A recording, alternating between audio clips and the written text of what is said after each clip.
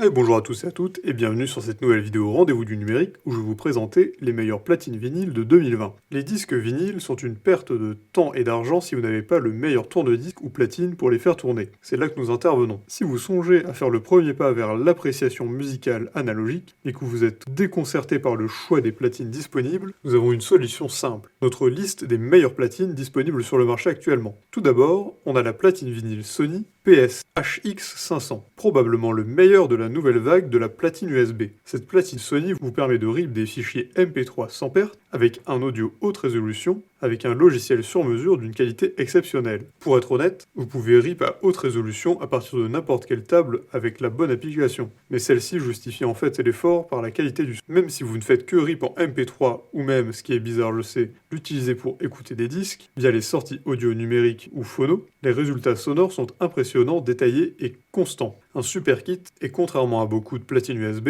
elle ressemble vraiment à un tourne-disque. Ensuite, on a la platine vinyle Rega Planar 1. Marque de longue date de la platine, Rega continue de réaliser d'excellentes entrées dans le domaine du bas à moyen de gamme. La Planar 1 a emporté de nouveaux prix, avec un son très raffiné, tout en étant évidemment abordable. L'installation peut être un peu bizarre, car la Rega n'utilise pas de fil de mise à terre, contrairement à la plupart des platines. Cela devrait rendre les choses plus simples, mais pas dans certaines maisons. Comme il s'agit plutôt d'un vrai deck, il n'y a pas de préampli intégré ici. Vous devez donc en acheter un séparé. Vous possédez un ampli qui inclut une scène phono. Le prix peut être d'entrée de gamme, mais le son ne l'est certainement pas. Ensuite, on a le tourne-disque Audio-Technica AT-LP5. Si les dernières entrées étaient impressionnantes sur le plan sonore, mais plutôt coûteuses, c'est ici que nous commençons à nous rendre compte du rapport coût-bénéfice. Cette chose est construite comme un cuirassé. Elle semble merveilleuse, mais elle est éminemment abordable. Cette platine à entraînement direct est livrée avec la cartouche AT95EX haute performance exclusive, montée sur un bras de lecture en forme de J qui contribue prétendument à minimiser les erreurs de suite. C'est très solide de toute façon. Tout comme les autres platines de cette liste, vous avez le choix entre une sortie de niveau ligne ou phono, mais il y a aussi une sortie USB pour les autres vinyles. Avec 60 ans d'expertise de cette marque japonaise dans le domaine des platines tournantes, l'AT-LPS devrait faire plaisir pendant des décennies et pourrait même survivre une attaque nucléaire. Ensuite, on a la platine vinyle Project début carbone Esprit SB. Project domine le marché britannique des platines à prix moyen grâce à son lien avec Richard Sound et au fait que ses produits sont de très bonne qualité. Cette édition spéciale,